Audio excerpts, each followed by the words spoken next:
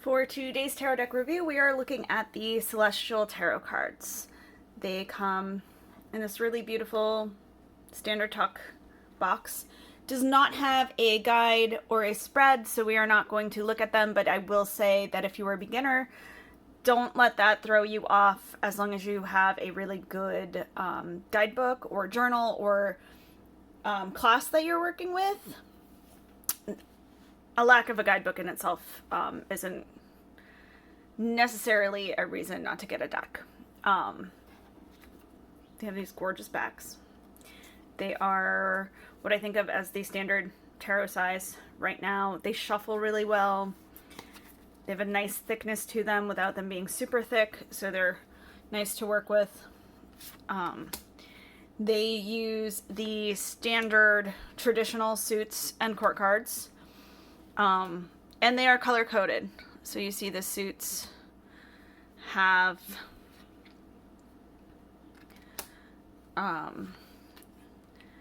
the cosmic swirling, but they stick to the color based on. So we have the pentacles as green.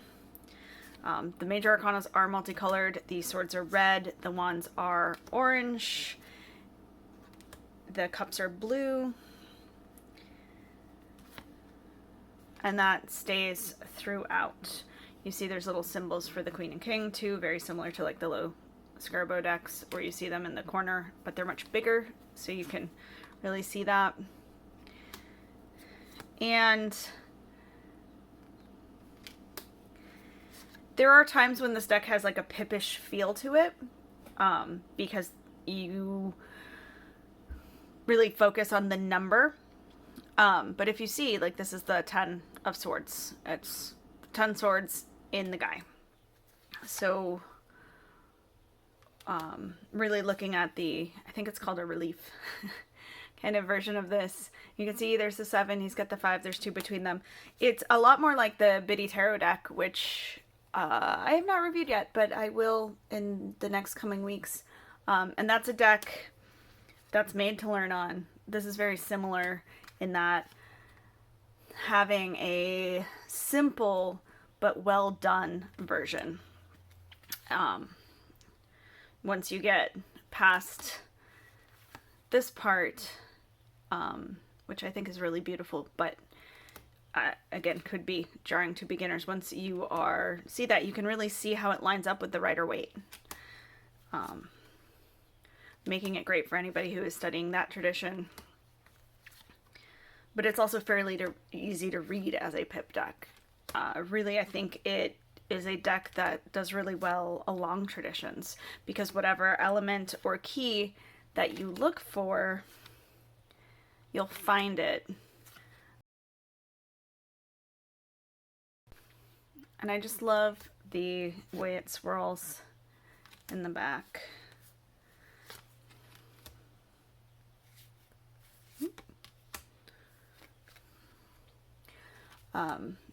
So in terms of who this deck is good for, I would say most readers. The only thing is, if you're a beginner, make sure you have a really good guide. But honestly, if you're a beginner, you should be using more than just the guidebook in your deck anyway. So I think this is actually a really excellent one to learn on. But all the way to advanced, professional, it's an easy deck to point things out in. It's an easy deck to pull from visually while still being able to narrow down what you're showing somebody. So it's really great if you read for other people, especially if you're learning to read for other people.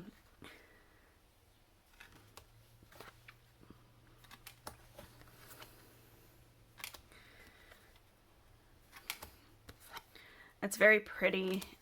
It's very disarming, so it's nice if you're somebody who gets nervous about tarot readings, or if you're reading for somebody who gets nervous about tarot reading. It's actually always nice to have one of the softer decks with you if you're a tarot reader. If you're doing events, a lot of times if I'm doing an event and we have a scarier or even a more standard deck, but somebody is nervous, it's really nice to have a deck like this to pull out to help them along.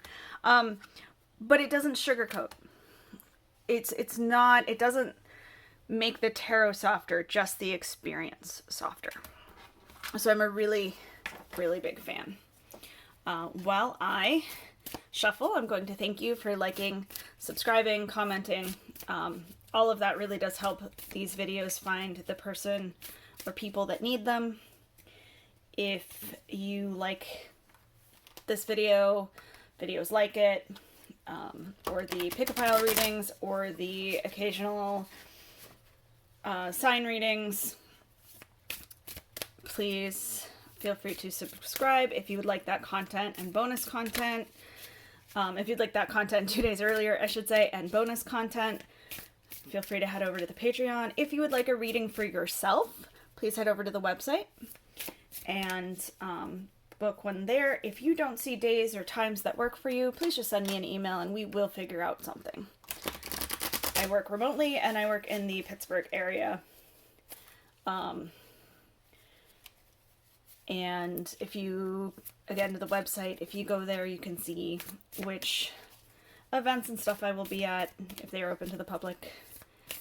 And yeah, I just really appreciate all of the support. So we are going to do just our simple week ahead reading. I'm going to grab a few cards and that'll be our little message for the week. Next week we will do our pick-a-piles. So there'll be essentially 3 mini look ahead readings to pick from, and we'll do that with this deck. All right, we have the Queen of Pentacles. See how magical that looks. The Six of Swords and the Ten of Cups. I love this. I love these together. Let's talk about why. The Queen of Pentacles is a card of great comfort. Of having created a safe and stable environment for yourself, as well as for those around you. This can be your children, this can be your friends. This is essentially the people that you hold near and dear. You are able to take care of them or show them that you hold them near and dear. When we talk about comfort with this particular card, it does mostly cover the material and financial resource type of comfort, you know, having what you need, that security. But because this is a queen and they have the compassion and empathy and nurturing, there is also that element of safety and stability and security on a personal level, an emotional level. So this is really a beautiful place to start. It speaks to being in or making your space one that makes you feel at home, that makes you feel like you have somewhere that you always know that you can be. But also it's really nice to understand that that is something that you can offer to someone else or something that someone else can offer you. This is a very big card of foundation and structure, but in a safety and security sort of way. We have that with the Six of Swords, which is a card of moving forward. And I do say moving forward instead of moving on, because moving on tends to feel like forgetting. And moving forward allows you to bring the good parts with you and feels less like the time that didn't work for you or the things that you are missing. It makes it feel like you're severing that connection and more like you are honoring the good parts and looking for more. I love this, and this idea of safety and security is exactly what we need to move forward in our lives. Knowing that we can provide for ourselves, knowing that we have people in our corner is what makes it easier to venture out and look for more. And then once we do that, once we've built that secure, resourceful, our little nest, and we've used that to branch out, we get to the Ten of Cups. That is the card of happy endings.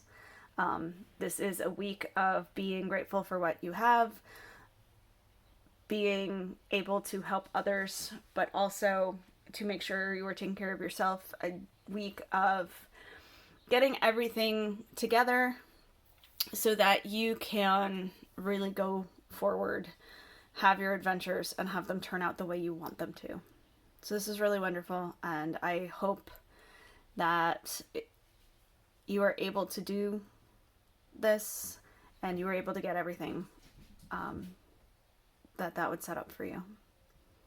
Have a wonderful week. Thank you so much.